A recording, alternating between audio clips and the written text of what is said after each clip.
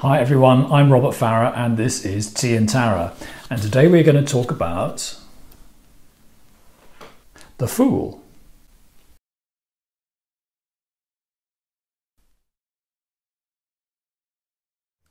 Okay, let's start with a quick look at some of the Fools that I've got in the decks that I've collected. This is the Aquarian, a genuine old deck from the late 70s, early 80s. This is the New American Tarot. I like this because it's really sketchy.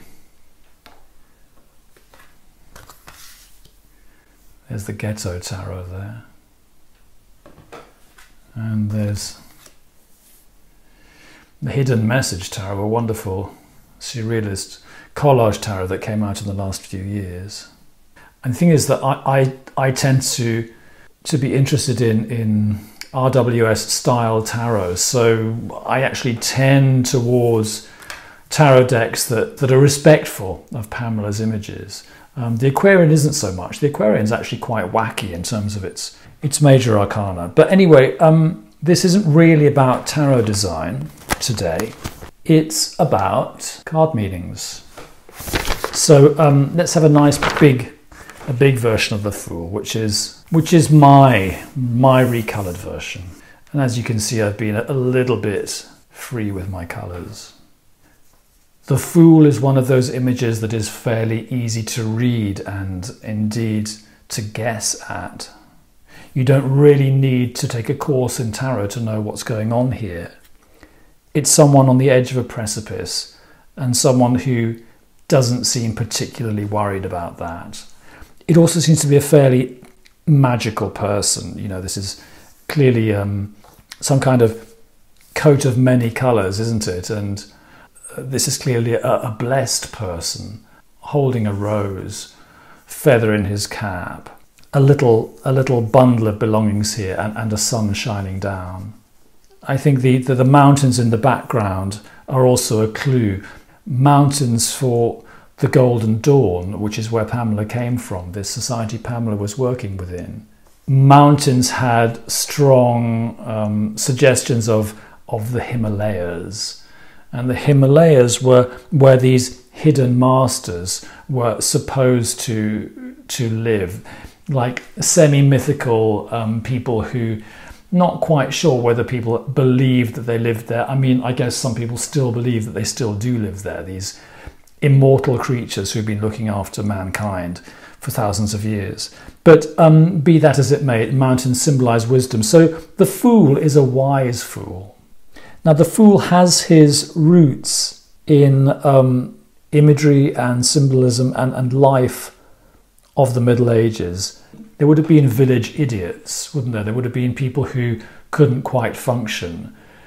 And some of the older pictures of the Fool in Marseille decks, in some of those it feels like he's being sort of harassed by the dog. He's in quite bad shape, the Fool. He's got very raggedy clothes. Sometimes his trousers are torn and his ass is hanging out. It may even be that the dog is biting him on the ass. It may be the dog is driving him out of town. But in later iterations, the dog seems to be his friend. So even though in Pamela's deck, it's a rather fanciful and romantic and light-hearted figure, I suppose we should suggest that the Fool is someone who really had nothing. He had no position. He was really lower than the lowest class because he couldn't function. He wasn't even expected to function. Now, if in the Middle Ages you existed outside of society, you were to some extent an outlaw. This gave you a certain amount of freedom, but it also made you very, very vulnerable. I believe if anyone killed you, for example, that would not be a crime because you were really an outlaw. And people who belonged to things like theatre troupes tended to belong to this kind of outlaw level of society. But fools and actors, they were also quite popular, and sometimes powerful people would take them on and protect them. Sometimes a king had a fool. and the fool had permission to say things which other people couldn't say. And so the fool could give the king advice that other people couldn't give. And of course there's a fool in Shakespeare's King Lear. So we have an image of someone who has nothing but who has wisdom. So it's the wisdom of nothing. In Zen, people talk about beginner's mind. Everyone's heard of beginner's luck. Sometimes when you go into a field in life, into a profession or into one of the arts, the first thing you do, or maybe the second thing you do, but one of the earlier things you do can be very successful. Your mind isn't cluttered. Traditionally in readings, the fool symbolizes something new, something unexpected coming into your life from the outside, something blithely walking through the door of your life. It could symbolize an opportunity. Equally, it could symbolize the openness to the new, the openness to recognize opportunities.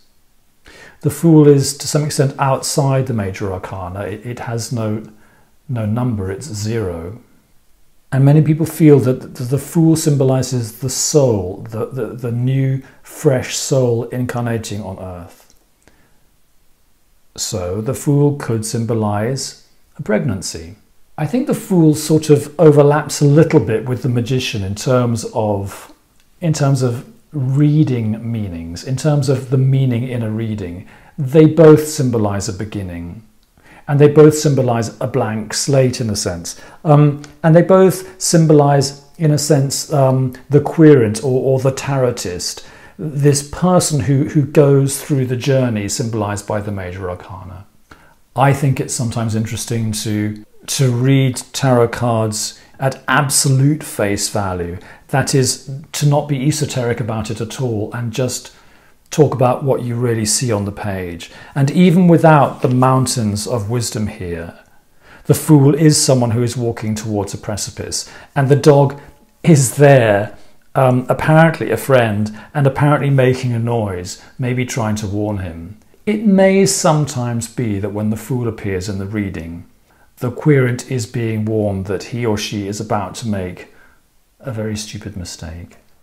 If you have any ideas about the fool, or if anything I've said in the video has interested you or triggered you in any way, let me know in the comments section below, and I'll see you next week. Bye.